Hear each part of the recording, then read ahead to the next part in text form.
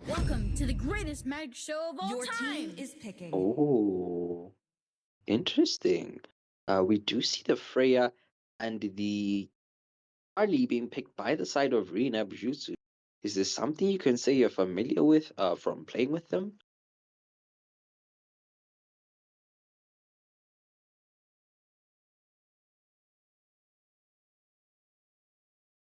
Okay, cool.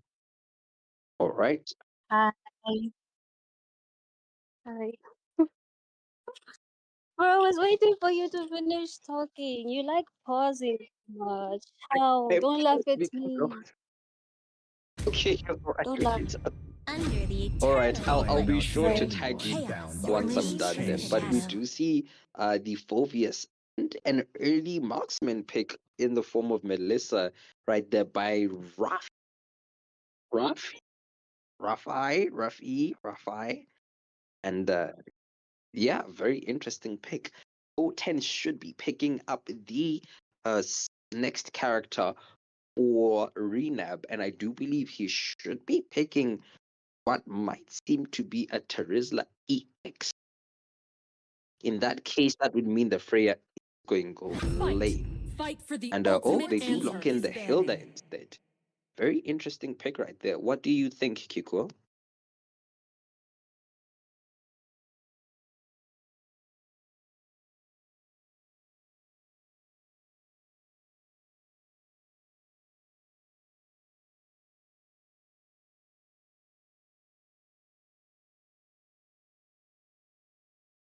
Kiko?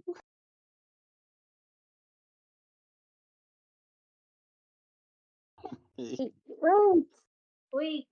Guys, sometimes English is like messing Your up with my team head. is banning. Okay, wait, let me talk something now. We can see that they haven't done much research, Akira protocol on Renap, leaving Trek Dusk Crusader to pick Freya, which is like one of his great heroes. Really? Oh, okay. Interesting stuff right there. But yeah, we are going to get into the second band section right there. We did see Nabjutsu just banning out the spot. I do believe the side of Akira Protocol are lacking a jungler as well as a roamer at this point in time. So we should see those bans being the target bans by Renab. Akira Protocol might and My most tail's been likely itching for a marksman real Your fight. team and is banning. a mage. Yes, I do believe a marksman and a mage. I do see that they have uh and the Kalea as well. Again, Freya can go both gold lane and EXP, so it makes sense why they would ban a Roma instead. And yeah, that's quite an interesting ban right there from the side of Akira Protocol. Yeah, Time to drop well, the beat of the looking at flow. it, Team is banning. I don't know. Looking at these draws, bro, who are you voting for? I I would personally looking into the side of I mean a bit too early to be honest. It's a bit too early for me to call and say who I would decide to side with. So far, both teams have solid drafts. I would be, however, more inclined with the side of Renab, just because of the Harley potential I have seen quite a lot. If the Harley can engage really well, possibly take out the Melissa, then definitely a lot of damage will go out of the hands of Akira Protocol, as well as The clouds are the ever shifting, Zushin. but his heart If she's remains targeted by the Harley, steadfast. that is a lot of damage onto her. He should be able to take her out quite easily.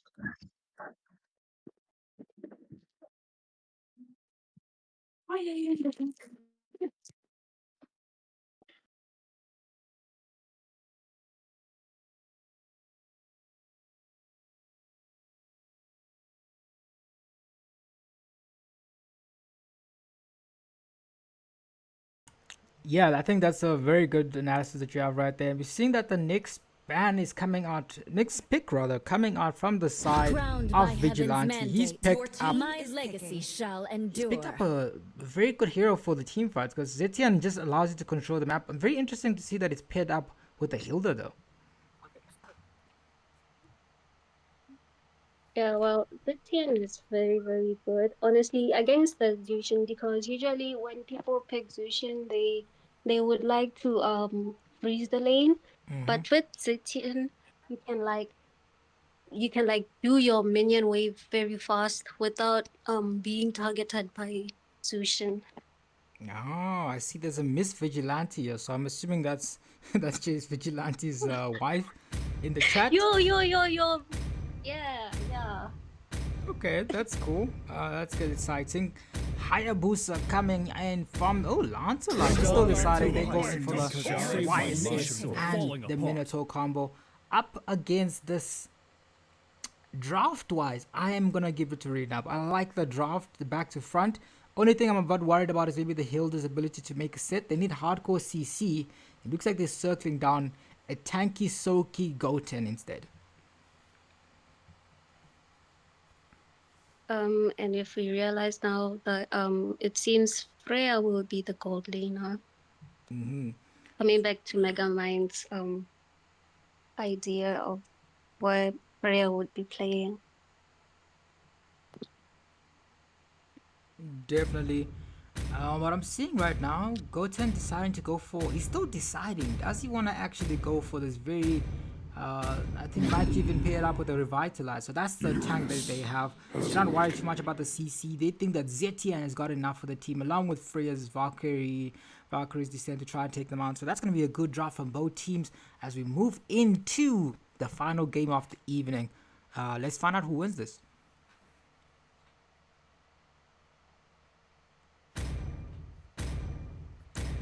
As I'm seeing right now, Kukui, which draft do you prefer? Unbiasedly speaking, of course. I know that you are a green up, so you might just vote with your heart instead of your eyes. Vote with your eyes. Who do you think is gonna win here? Okay, I'll be honest. Looking at the drafts, I'm siding with green up, unbiased.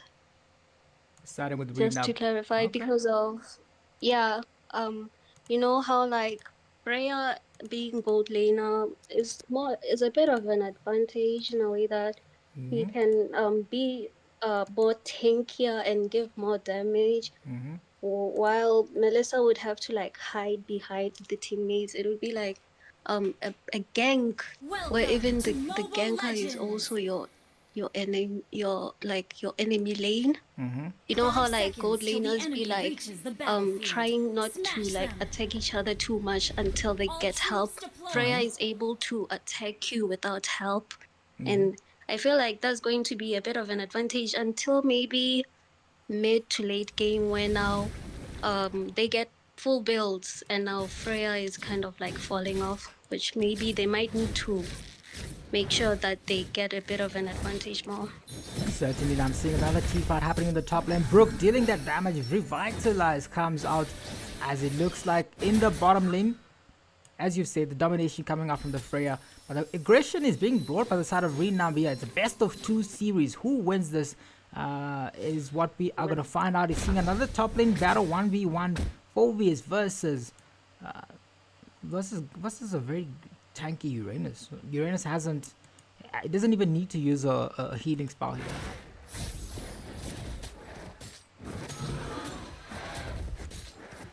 If you look at this, we're seeing that Uranus is very... I mean, Uranus is good as an EXP laner. He can just tank all the damage. Definitely, but they are going to go in. Hilda goes into the backline, but Hinox forced to use a flicker, but it's not going to be enough because he gets taken out before the next neutral objective spawns in the next 30 seconds. He's going to be back in time, but it's only level 2 right now, so that's a bit worrying for the side of Akira Protocol. As you've mentioned in the bot lane, the Melissa just being forced to lose some of those creeps up, but she's doing a pretty good job of holding her own. YSS goes in with the Mountain Shocker available, and they're still trying to engage in this, but because the Mountain Shocker has been committed, 10 seconds to the next objective, Harley gets another kill onto Brook. And oh, actually, before that, Hilda says, let me make this kill a bit faster. Secures it right before the turtle spawns, and it looks like the side of Nabjutsu might just be able to take that. He's trying to force a flicker. Oh, he's trying to force a retreat. Seems like a retreat was committed by YSS, and they know that now. They're gonna go straight for that objective because a retribution is not in play for the side of Akira Protocol. Well, I would say that's a very expensive mistake, using retreat not on the objective.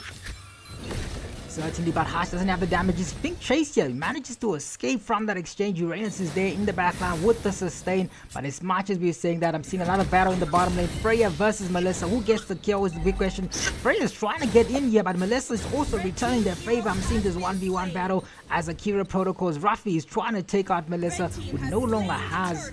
I mean, Melissa survives that along with the Freya, but Minnow wants to be the one that gets the kill. It's not going to be enough. I know there was an objective that was taken in the top lane, but I think the 1v1 gold lane battle was more interesting, don't you think? I think I was just... Let me see who wins this.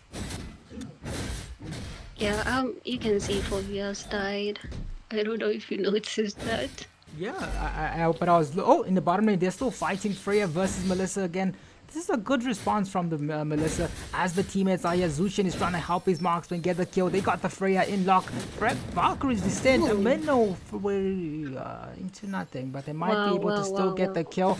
Freya is still alive here. Unfortunately, lots of most players coming in from the side of Akira Protocol. Could be a first game jitters, just trying to shake off the rust. But so far, they're making a lot of unfortunate mistakes as the game progresses. Hilda is there trying to hunt down Kaneki, as it looks like they are going to be in a lot of trouble right now. But they are still going to be in the stage where they can build a lot of maybe, I think Trinity. Let's look at the build that Melissa is going. Yeah, Melissa's got the skipped the boots, going straight for damage. Yeah, usually most Melissa players now don't use boots. They just go for damage. Certainly, and I'm seeing but that it's not gonna be yeah? good, considering Freya can chase. So it's like, if you don't have boots, how are you gonna run away? Certainly, and I'm seeing Broke is trying to go in here. He doesn't have the Minoan Fury ready. He's still getting the damage coming to... Oh, Fury the Phoenix committed into a Valkyrie resistance. They take out Brook, who's deleted, but in the meantime, I'm seeing... Oh, that guy is dead. YSS gets taken out right before the next objective is spawning. And it looks like the side of Nabjutsu have got their eyes set on the Melissa. Melissa versus the walls. Melissa is now going to be surviving that exchange, as it looks like Nabjutsu straight objective, straight gold. And it's nearly a 3,000 gold lead. Yeah, let me ask, how's your maths? I asked Kay's maths yesterday. What's the gold lead now? Calculate. Yo. Yo, I'm just like Kay, bro. I'm just like Kay. What are you gonna say? Yeah, no, Kay gave me an answer. You didn't give me an answer. I'm waiting. What's the answer? What's the gold lead? It's 4. No, it's 3.7 somewhere. Yo, it was okay, it's 3.7 fine. It's fine. It's okay. Yo, was I wrong? Was I? No, She's showing all the calculations here on stream. Imagine. Anyways, Hilda goes into the backline. You're gonna let us know. Listen, at 6 minutes, I'm gonna ask you what the goal is. I gave you a head start, so it's 6 minutes. I'm gonna ask you what the time or what the goal lead is. So you've got time to calculate as they go in. Zushin is trying to protect, but ooh, deadly magic committed onto this. Can he die though? Survives. Hinak survives that exchange. And in the bottom lane, I'm seeing that it is gonna be another. They're chasing down the middle. You're broken in a lot of trouble. Fear of the Phoenix committed. Revitalize comes in, but Freya is still chasing. No one Fury committed. Unfortunately, not gonna be able to land. YSS is in a lot of trouble. Mountain Shocker not available. Flicker committed by Super Ram. And they're going in. Phobius wants to do this 1v4 alone. Backwards to send on to him. Can he get after this exchange alive? He gets taken out. It's a killing spree for the Freya. So, Cuckoo, what's the gold lead? 6k plus. Is it 6k? Yeah. Okay. We're gonna take your word. I'm not gonna fact check it. I'm just gonna assume that it's correct. I'm gonna get clipped for not knowing that. They're gonna clip. They'll be like, actually, no, the math was incorrect. But it was, they're going in. Mountain Shocker committed onto the Harley, but the Harley escapes and knows that he goes back into the Minnow, but the Minnow is gonna be so tanky, but nothing is enough for that because Hash gets another kill onto that Minnow. Minnow, why are you bolding? You are so squishy. Looking at Minnow's bold, it looks like he's going for the flask of Oasis first. That's exactly why he's getting mounted, but nothing else you can do as a Minnow, man. You just started to get your team into this game. but they're just simply melting him before he can do anything. Hash is trying to take another turret. It's going to be the fourth turret for the side of Nabjutsu. YSS tries, I mean, he's got the buff already. Oh my goodness, the marksman has no time to respond to that aggression as they're still going in. Flicker committed onto the fray. They're going to be able to get a mega kill on the YSS before. Manoa Fury committed onto that exchange. Zushin is available, trying to pull the Hilda out of the rotation. Yeah, that's going to be a godlike coming in from the side of Heart. And it looks like Nabjutsu, they're trying to break the record, but so far the record remains for the side of Void for the fastest game in the game. Well, I'm actually pretty shocked that they're so aggressive. I'm just too shocked, honestly. Oh, Revitalize comes out from Brook, but it looks like he might not have the damage. Goten goes into the backline, actually realizing that right now it's getting a bit hectic. YSS is trying, he's committed the Mountain Chakras, trying to get a turret down here. Not turret, rather the red buff. He's treating it like a turret though, because he needs that very, very crucial Mountain Chakra committed onto this, but it's still not going to be enough because the Hilda is chasing him down, forces him to dash out of that exchange. In the top lane rather, I'm seeing a Freya versus a Melissa. I look at the damage coming in, and that's a wipe, and it's unstoppable coming in from Crack Dust as they set their eyes onto the next neutral objective, which is going to be the Lord. I'm just too shocked. Why is Zushin building Sky? Why does Zushin have Sky? Zushin has Sky Piercer because if there is ever going to be a member of the side of Nabjutsu that is low, he can take them out of this exchange. But look at the Freya goes in. Isis escapes in that exchange. That was not the Freya, that was actually a Hilda. Hilda is moving like a Freya, man. Look at the damage coming in from him. They're still available for the side of Akira Protocol to try to chase something out of this Mountain Chakra committed by the YSS. But it's getting tougher and tougher. Yes, Sky Piercer, I'm here from the... I mean, I would like to see a glowing wand, you know, because there's so much heal coming in from the side of Nabjutsu, and there's not a single anti-heal so far from the side of Akira Protocol. As I'm seeing this, look how much Sky Pierce is, not Sky Pierce, anti-heal coming in from the side of Nabjutsu. They've already countered their countering before the countering starts, and I see that Manoa Fury is available, not going to be able to use it in time. Fury from Phoenix already committed, Purify, oh, they might have overextended, they're still going in. Freya in a lot of trouble, but Freya escapes that, and it looks like Melissa is going to be forced to go back to the base, as it looks like the side of Nabjutsu are trying to end this game. Oh, they're actually very close to breaking the record. 45 seconds is the one that they need to end this game. They're not going to be able to use the Mountain Chakra committed. They go into the backline. Phobias get something, but the legendary comes in from the Harley, and they're still locking into this. They might be able to end this, but so far, oh, Ashley, Melissa is available right now. Manoa Fury, they get one kill. It's a shutdown kill, and a very crucial member off the side of Nabjutsu. They're going in. YSS has one. He's one hit away from taking out. Oh, they get the kill on the Harley. Double kill comes in. It's a shutdown for them, Benno. It's a shutdown for the Melissa, and there are only 2 members left for the side of Nabjutsu. Great defense, honestly. That's very great defense. Definitely, and I'm looking at the votes right now. Nabjutsu are winning the polls and the votes that are in the chat right now, as it looks like the game might just be over for the side of Akira Protocol, but they were able to pull up a fantastic defense. 0 turrets right now, but we haven't seen an epic comeback of this nature, but it's not uncharacteristic because we saw a win coming back from a team that are in AFK. So it's definitely possible for the side of Akira Protocol, but the pressure, Harley hasn't really been dying that much, only died once, and the damage coming in. There's Sky Pierce. Let's look. Harley's not even going to Sky Pierce, man. He's going full damage bolt. He's finally got that Holy Crystal built. Holy Crystal is one of the most expensive items, and he has it right now, so he's definitely dealing an insane amount of damage. Honestly, this is a full domination. Oh yes, that is a double Sky Pierce. Melissa is also picked up, trying to get something backwards to send into that. Can they do something from this exchange? Freya is still chasing into the backline. There goes Manoa Fury commits. They get some members down, but Freya is simply healing out too much. Comes onto the backline. Ooh, looks like they might try something. Gets a double kill for the Freya, and I was focusing on that because I saw there was something going around. That's going to be a kill on Vigilance. They locked onto the turret. Harsh is locked onto there, but there is no marksman. Oh, look at the damage coming in. But there is going to be some glimmer of hope. YSF versus the Ward. Can he do it? He has the Mountain Chakra. He's trying to get something. He gets a kill on Harsh. But then now they set it. Oh, double kill coming in from Akira Protocol. Hilda wants to end this game, but they are no longer at the minions. He's going to go down. As he got, he goes down, and they have lost 4 members. Nabjutsu slightly overextended, slightly better sighted, and they lose 4 members. It looks like it's a good opportunity for the side of Akira Protocol to start the load right now. I mean, I highly doubt that. Looking at how the minions are coming, look at the minion wave. If they focus too much on the Lord, the minions might actually be able to finish off the turret, the main base. Certainly looks like they are trying to melt down the Lord here. They're going to be able to take a few of the Phoenix committed, but there's not going to... Oh,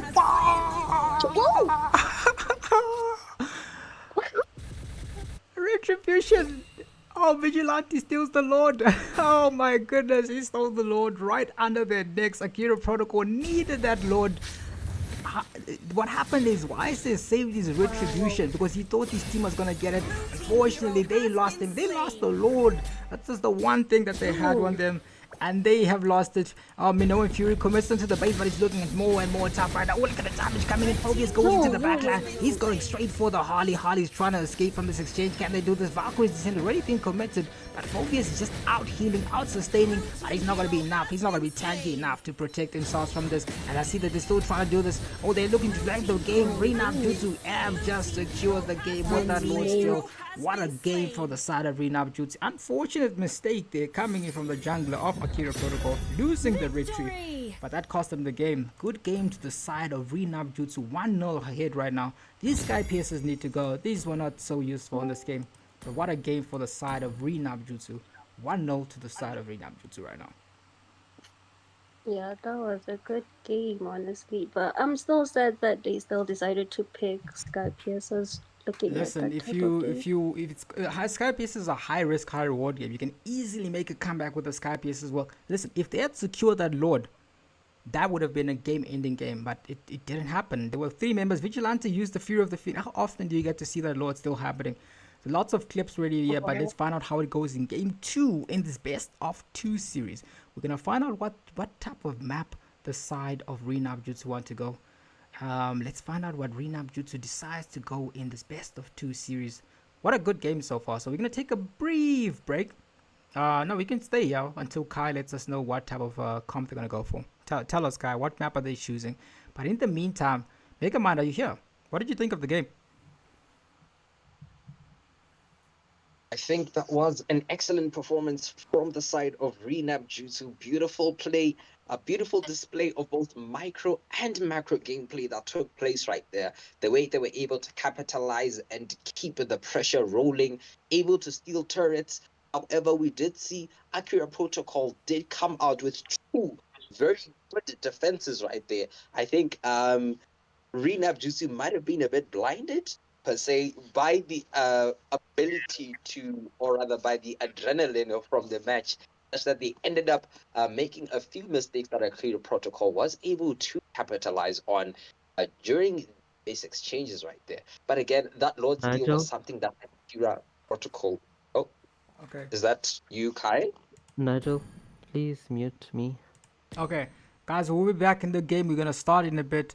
Give me 1 second as we try to finalize this game and we get the next game sorted out. Listen to me, Tano. Very exciting Kenyan qualifier games that we had. That was a great fight. Just able to secure turtle there very easily. Chang is there with the damage. Look at the level difference right now. Ainoob did die in the beginning, but now he's level 7 compared to level 5 for Freya. Grok unfortunately used his ult there, so he got no one. Sad. Very sad. Oh, Freya. We do see them going on the Lapu Lapu. Can they get a kill on this Freya? Yes, they can. That is a great Ainoob after that early death, absolutely dominating his lane.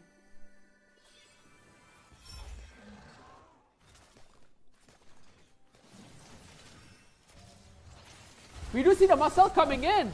Okay, that was not how you use the ultimate. That's exactly how you use it. Oh, there we go. Unstoppable double kill. We do see the Granger's damage coming in here after that Sky Piercer. Triple kill. Are we going to see the first Maniac of the tournament? Yes, we are. Ainoob, what a Maniac. Freya is not AFK. He's just preventing the Savage. What a fantastic play from the Freya right there. What a fight. We do see 80 stacks already on the Granger's Sky Piercer, man.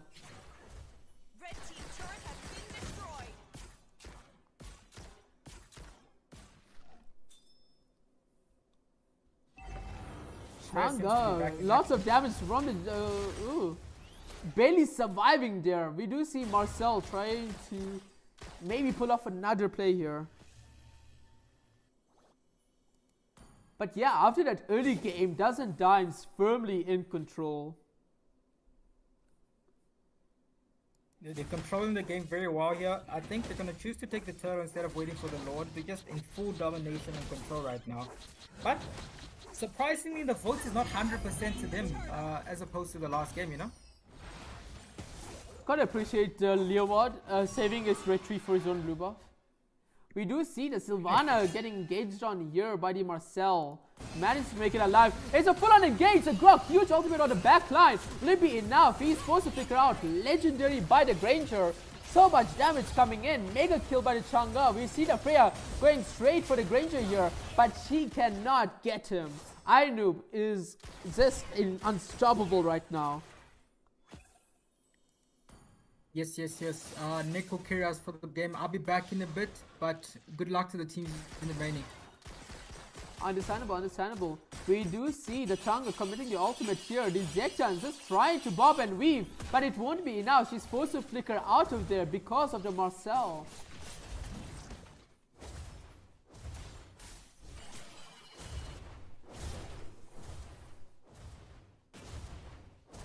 Look at oof. We're seeing shades of the first game here. We do see the Marcel ulting the Grok here. Oh, wow! The Grok getting decimated there after the ultimate wore off. We do see the Lapu Lapu. Oh, not Lapu Lapu. The Leo going full on ult mode top lane side. We do see the shield for top lane getting eviscerated.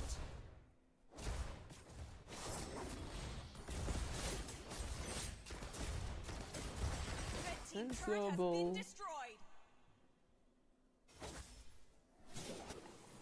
Ladies and gentlemen, we have reached 91 subscribers. Just 9 more to the big 100.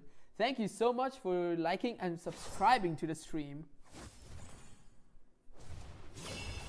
We are seeing, oh, just a suffocating performance by Dozen Dimes here. Wait, oh wow, 3-man ult by Marcel there. We are seeing the Chang'e ultimate just in time. What is this? What a perfect ultimate. A perfect engage by Marcel and Chang'e. That is another triple kill. Is that a maniac?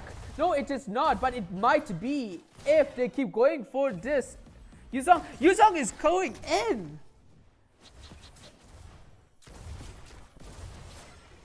But he does opt to just stay on the turret. That is going to be 2 inhibitors going to the side. Ah, Dozen Dimes.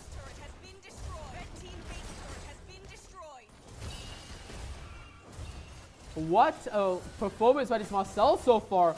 We do see the Granger going in for a legendary kill. The Granger does get caught out there. That's a double kill. That's going to be a triple kill. And that's a savage. No, that's not a savage. That is 2 maniacs in 1 game by Ainoob. Take a bow. The Chang'e stealing out that savage. And unless there's going to be a twist in this game, that is going to be game for Dozen Dimes. If they stop freezing themselves. Oh, what a game.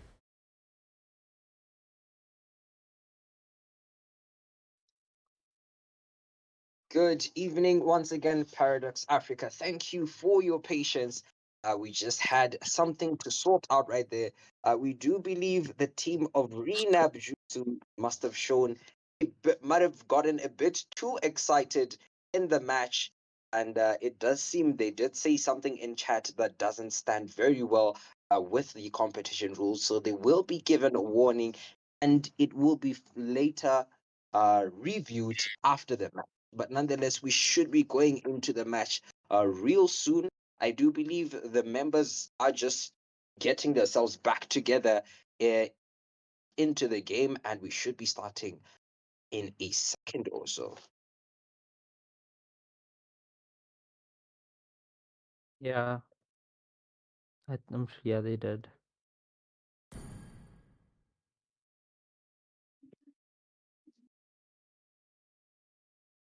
Yeah. Right. Yes, we should be about to start at this very moment in time. Game 2. I do believe Nabjutsu will be having the first pick and first ban of this particular match. As Akira Protocol will be having the other side. We did see Nabjutsu actually in the previous match right there. Quite a dominating performance from the team right there. To actually get a low using a Fury of the Phoenix. So it was quite a bit of an interesting exchange that took place right there. And yeah, it's going to be very interesting seeing what both Your teams team come is in with. banning. Seeing the Kadita ban, just like in the first Different perspectives expose Your the same team is is who am I truth. banning. casting with in this particular match? You're casting with Cookie once again. Hello, everyone. Hey, Cookie is in the house, everyone. Again, please take good care of her position one right there. Even as she continues casting right now, I do believe you're from Renab as well. Is that correct? Yeah, I'm a new recruiter for the girls team, and I hope you guys will be there to watch the girls tournament, which will be upcoming as well. All right, okay. We Your do have team is banning. man, you are a woman of many talents, a caster, a number one supporter, Welcome to as the well as greatest a match gamer. show That of is all time. quite Is an banning. interesting roster or a CV that you have right there. But yes, we do see the Grok has been banned by the side of Nabjutsu together with the Harley and the Marcel by Akira Protocol. Now, looking at the previous match, we did see how much the Harley with that deadly magic was doing crazy amounts of damage on the side of Akira Protocol. So it's very understandable why they would take out the Once again, let's not forget that the jungler Hashwald is a very, very respected jungler in our server. I am And not the only one bound Your by with a these team is very big chains. hero pool, you never know what he's gonna pick. And Harley was a very good pick last match. And I hope they still continue picking good heroes and keep making good clips. I'm so shocked about that Zetian out. Fight. It Fight was for the so ultimate cool. answer. Your team is picking. Indeed, quite a very interesting clip right there. I do believe we should have the clip quite soon, but just looking at the band section, I have completed the bands for the first phase, Your and we do team see is the Freya picking. picked once again by the side of Nabjutsu. Question is, how will the side of Akira Protocol they lock in desperately a response in the form of a Yuzong? A very interesting response that they're coming with right there.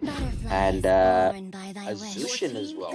So they are switching up the EX key that they had from the previous match for a Yuzong in this particular match. However, they have kept the mage quite the same. Wow, and Harriet wasn't banned in the first time. Like, people don't realize how dangerous Harriet is. It's like giving a child Magic is my life. a choking hazard. Yeah. Giving a child a choking hazard. What an analogy you Yeah, used right like there. it's just too dangerous. Don't use it, bro. Just ban as soon as you can. You get Well, you me. heard You get Your me. team is picking. I do get you. I get you very well. But yeah, you do see the It's a Kali crazy ban. way to describe it, but it makes sense. It makes no, it definitely does make sense. I'm Valor sure and royalty people in a in Your chat dead team do body. is definitely banning. relate to that sentiment as well, right there. But looking at the picks as well, we did see Khalid and Leomord being picked for Renab and Akira respectively. We should be walking into the second phase of bans. What do you suggest at Akira Protocol? I mean, I know you're from Renab, but what do you think Akira Protocol can do to win this match? I mean, it's clear that the mage and the jungler are the only options left. I believe it's possible that they maybe ban the Zetian because look at what they did last match. The That's clouds that's are my ever shifting, suggestion. but this heart remains steadfast. Interesting suggestion right there. All right, banning the mage, though. I mean, Vigilante should be someone with quite the mage roster, hopefully. So it would be, yeah, it would be quite interesting seeing how exactly they go about banning the mage right there. But we did see Asura being banned. By the side of Akira Protocol, we are now yet to see the bans of Arena Jutsu. They are banning out the Minotaur. I do believe Minotaur was being used by the side of Akira Protocol last match. So quite a significant ban. We did see Minoan Fury being used quite a lot, trying to disengage at certain points, yes. Wasn't necessarily landing the of Minoan Furies out there. However, he was able to zone out the teammates of Nabjutsu from time to time. Well, with the Minotaur, when you said he wasn't being able to hit his ult, it reminds me of one of our YouTube shorts, which again will make me say, please subscribe, guys, like the live, and comment, please, and check our past videos and shorts, YouTube shorts, and maybe you will see the shot I'm talking about and enjoy it as much as we did. Your team is picking. Indeed. We do see Akira Protocol right there actually has a bit of PSD, or rather, should I say, a PTS, post Zetian trauma syndrome. Is that the whatever? Yeah, But they you got it, bro. They did You got ban it. out. Yeah, I got it. They banned out the Zetian right there, and Renab deciding to ban out the Gato. I do believe Akira Protocol is supposed to pick a Roma or a marksman. They are going to look in the Melissa as their marksman, as Renab currently hovering over the Valir. Very interesting mage pick right there. I do believe Valir has a bit, or has the ability to stop the Phantom Steeds together with disengaging from a Black Dragon. So if they do lock it in, that would also, I do see it working. I do see it working I quite a lot. promise you, Valir is every jungler's and EXP's nightmare. Bro will stop you from coming to him. Like, if you try to go to him, he will push you away and then you. Even when all is So it's forlorn. like, yeah. But they go for it, Vexana instead, which is also good if they manage to use her passive well. Your team As well as the Fredrin. Indeed, we do see the Appraiser's Wrath owner himself being picked up right there by 12th. And we should see a Roma coming in with from Brook right there to close us off for the phase of this particular match. Question is, what Roma would be the best Roma for him to pick in this instance right here? They do have a tanky frontliner. They do have a jungler with a good amount of sustain as well. Welcome to the land of Dawn. Hi. Interesting. And as you can see, Craig does Crusader swaps with Button, and he gets the Harith, which is now gonna be scary because he's very, very good with Harith. Oh, all right. Oh, that is going to be the second matches live for this particular evening right there. Looking at both drafts, I was on Akira Protocol's draft until the Akai pick.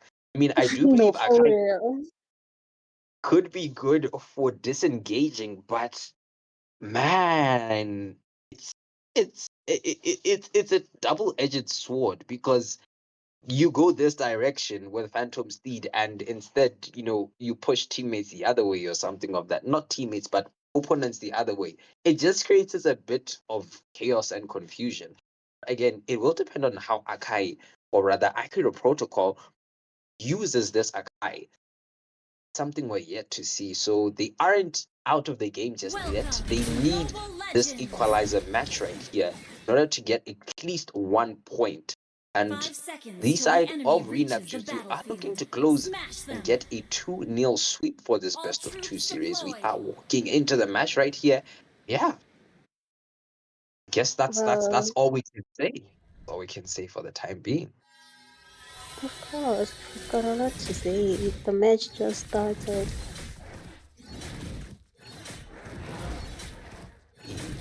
Indeed. We do see a bit of an exchange right there. Vexana's passive poking and zoning out to the Zetian right there. Or rather the Zushin. She is at half health. However, at bot lane, we do see Freya in quite a danger, being poked by the Yuzong. I do believe Petrify was used, and together with that, not a flicker spell, but it should be Purify by the Freya as well. So quite a good exchange going on in bot lane. Well, that's true. I mean, considering that this is just early game. But we can see that Fredrin is now sort of in the jungler side, enemy jungler side, and it's looking a bit hectic with the first blood going to Leomord, killing Khalid. They had overextended a bit too much there. Indeed, the Khalid thought he could do some damage. However, he was on the receiving end of the damage right there, and he got taken up. But on top lane, Aerith is in quite a bit of danger right there. He is below half health, and the Melissa right now, she seems to be very comfortable where she is at this point in time. However, looking at the turtle area, we do see the teammates of gathered towards the bottom lane right there. I do believe it does seem that Leomord is currently still stuck at level 3. Fredrin is engaging at this point in time. A lot of damage. Black Dragon has been used right there. We do see the Khalid going down. I do believe it was the Leomord picking up the kill, and they will go for the turtle. He still is level 3, surprisingly. Well, I suppose maybe that early invade, wasn't as bad as we thought, but still again, they lost the first turtle. Of course, they did. Of course. Renab will have to reset and readjust just after that. And we do see a bit of aggression coming out from this Akai, and the Zushin in mid lane just poking and poking. I do believe the heavy spin should be unlocked in a few seconds or so. However, the Akai is below half health. They are rotating together with the mage towards the top lane. Eric, sensing a bit of danger, is comfortably sitting in the turret, just making sure he is in a safe zone at this point in time.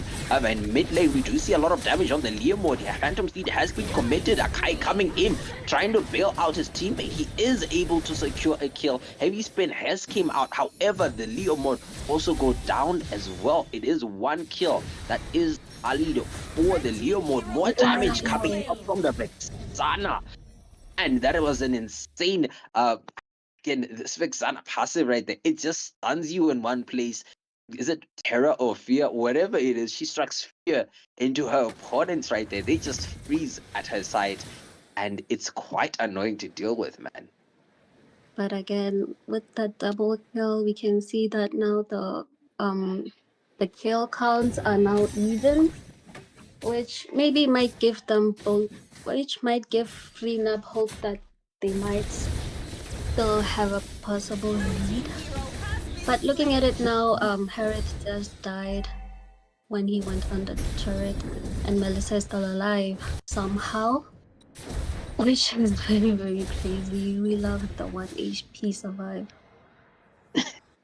The 1 HP survive is quite interesting right there. But yeah, it does seem like the side of Akira Protocol planning on starting this turtle, seeing as though the jungler for Nabjutsu is in the top lane. However, Phantom Speed has came out. The Black Dragon is arriving. Vexana's ultimate has popped up. Valkyrie's descent is onto the Freya. She is being pinned on a wall. She's taking a lot of damage at the same time, whereas Yuzong going for the backline and the Kali. The Freya has went down. The Yuzong continues to do a quite damage on the Fredrin, however, not able to secure a kill himself. And we do see the Leomord actually going for the invade right there.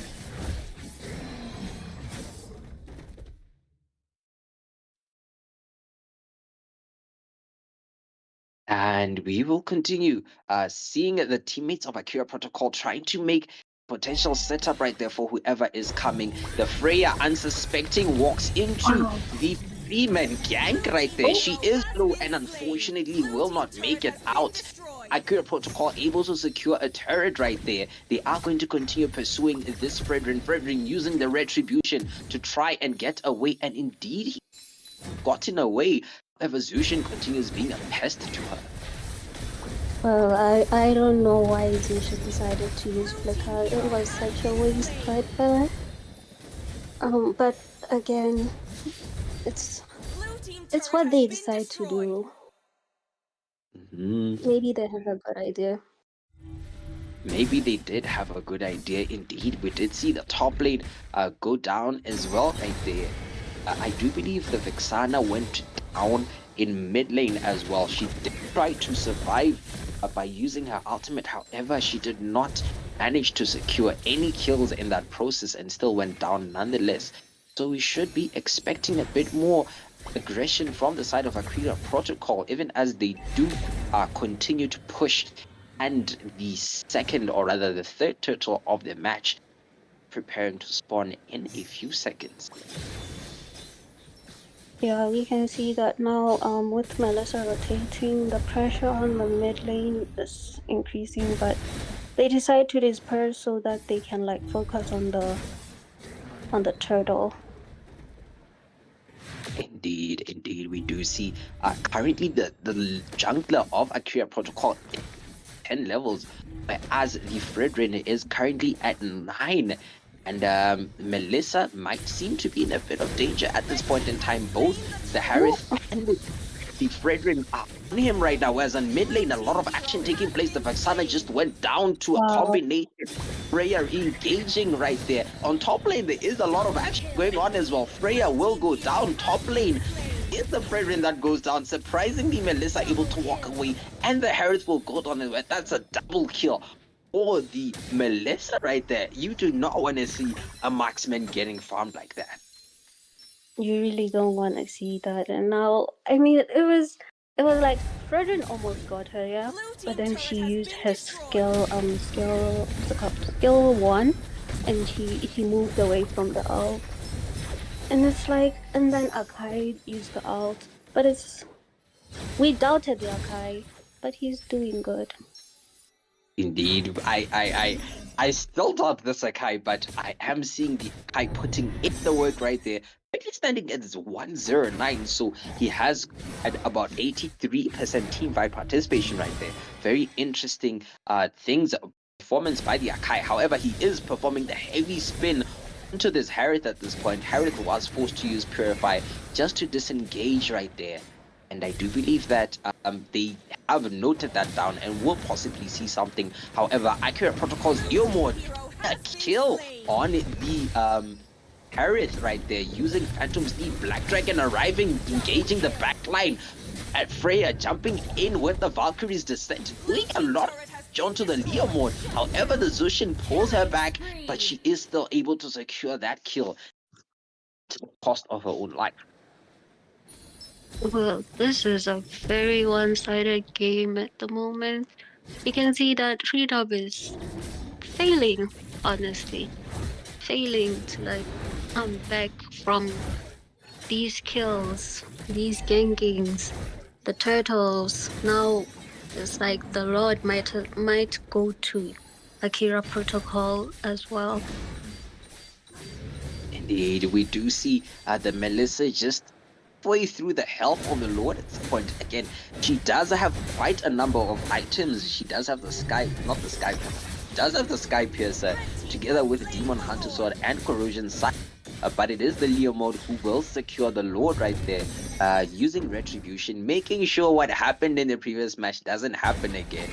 And so, yeah, Phantom Steed has been committed onto the Khalid. Khalid forced to use his ultimate to disengage. However, is the Zushin who will secure the kill, getting her 40th. Brethren as well, getting caught up right there by 3 members rather. The side of Akira Protocol. Question is, will he be able to do anything? He does use Appraiser's Wrath, and they are turning this around. Vexana able to secure a kill onto the.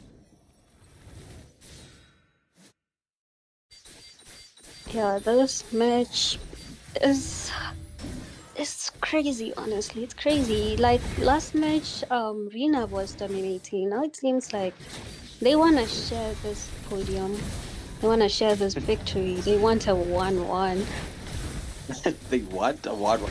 I'm sure you want a 2-0 yourself, seeing as though they're your own teammates. Well, honestly, I do, but like we need to respect that. Like, if the other team is good, then it's good. If they know what they're doing, then they know what they're doing. At the end of the day, we all learn from mistakes, and I hope that they know what they're doing right now because you can see that they managed to get a kill on, I believe that was Melissa. Oh, indeed, we did see 3 kills going into the hands of Akira Protocol, whereas Nabjutsu was able to secure 1 kill right there. Beautiful play right there from both teams trying to defend. I think Nabjutsu was trying to defend. They did defend quite well, losing quite a number of teammates, but they still made sure that their inhibitor turrets are up. Or as the side of Akira Protocol continued to increase their gold lead, like they're sitting at around a 6k gold lead in the 11th minute. Well, once again, if you look at the turrets again, you will see that Akira Protocol's turrets are all intact. When Frederick manages to get a kill on Yuzhong, and we see Akai using his ult to push them away. Indeed, it does seem like Nabjutsu is trying to push back the side of Akira Protocol. 2 members are on right there. And however, the Khalid goes down. There was no follow-up. Freya engages with the Valkyrie's descent, but gets instantly bursted.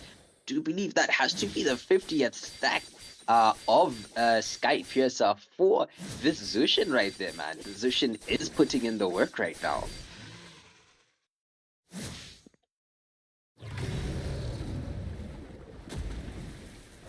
Yeah, it does seem the side of Akira Protocol right now will start with the Lord. Fredrin is hoping to get close, but Akira Protocol, or rather this Melissa is just doing so much damage, and the side of Akira Protocol are making sure to zone them out, not give them any chance to get even a scent of the Lord at all. And so there is another Lord going into the hands of Akira Protocol. Even as we walk into the 13th minute of this match. Yeah, the skill gap is crazy. No turret from Akira Protocol is down. It's just Renap just surviving on pure instinct to protect the inhibitor turrets. Hopefully they can turn this around right now. I do believe the side of Akira Protocol, just quickly looking at the statistics right there, we do see Yuz only died once, as well as not the Hanabi, sorry, but the Zushin, together with the Roma as well. So those 3 are putting in quite the work right there. They should, the Leomord has secured his last item, even as the Lord crashes in from the top lane right there. We did see Heavy Spin has already been committed as well. Leomord has used the Phantom as well. Oh, Vexana using her ultimate. Black Dragon going in, trying to get the Vexana. She will be able to escape. Fredrin, however, will go down in this instance. The Lord has managed to push the top lane down. We do see mid lane is halfway through health right now. However, the side of Nabjutsu are doing their very best at clearing this Lord. Having lost only, or rather the wave, having lost only 1 member, Heavy Spin being committed once again. It was trying to catch someone out, however, it is the Akai that will go down.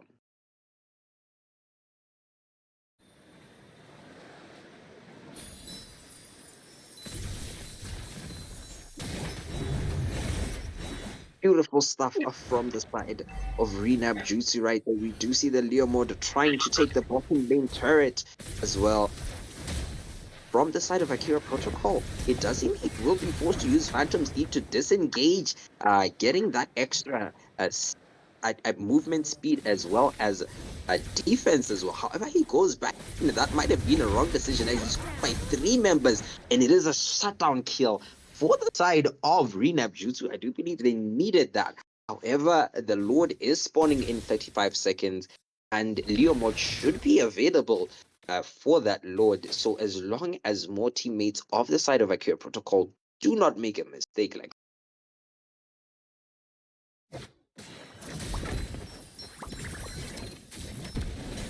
All right, on mid lane, we do see a bit of an engage right there. Heavy spin has been used. However, it is finished. Lantern Flare has done quite a lot of damage on the Freya as well. As Vexana used her up. No one has went down. Bot lane, however, down itself. We do see Yuzong popping out the Black Dragon even as he's forced away by the Harris, surprisingly. Just a lot of damage coming out from this Harris right there. In mid lane, we do see the Yuzong has landed to support his teammates even as they begin the Lord at this point in time. They do have the advantage in terms of the Lord advantage. Melissa able to secure it. Heavy spin has been used, locking down the Fredrin. Fredrin in quite a lot of danger, and he does go down to the Zushin, getting a godlike. Do see able to secure a kill as well. However, Akai is forced out of immortality. Flicker used as well. This Harith trying to go for the backline, he was able to secure a kill on the Melissa. I currently standing in the turret. Down in bot lane, we do see Phantoms picking up a kill with the assist, rather the assist of the Phantom Steed next to the Zushin securing that kill. I do believe that is 2 members of Nabjutsu that have went down, whereas 3 members from the side of Akira Protocol are down. We do see the 4th member going down right there. Beautiful defense coming out from the side. Nabjutsu able to secure kills in that instant and able to defend.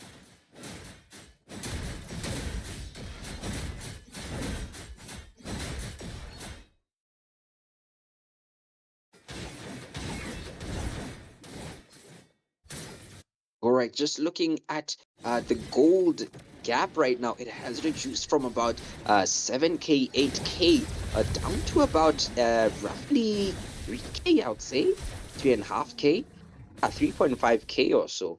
Itemization, it does seem most people have their items right there. However, Harith is forced to use Purify and get a revenge kill on the Yuzong that jumped on him right there.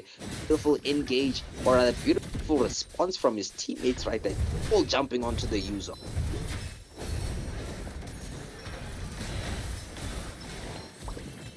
Valkyrie's descent has been used. Heavy spin as well, preventing the Valkyrie's descent from being quite useful. We do see Kali jumping in right there. A lot of damage onto the Melissa and the Akai as well. However, the Kali down. We do see, however, the Harith coming in, mega kill, cleaning up, getting the kill on the Melissa right there. And it is the marksman of Akira Protocol that has went down for the count. That another turret into the hands of Akira Protocol, their 2nd turret in fact, so or rather into the hands of Nabjutsu.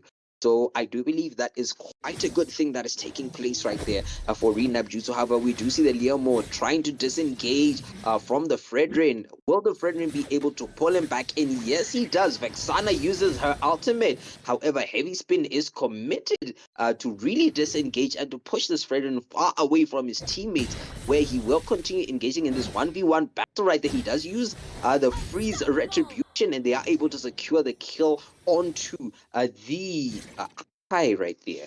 Just before the Lord on top of that, question is, will Akira Protocol take a chance at this Lord, knowing that the Retribution has been used, but it does not seem like that. It seems like they're trying to go and push the side of Nabjutsu back into base.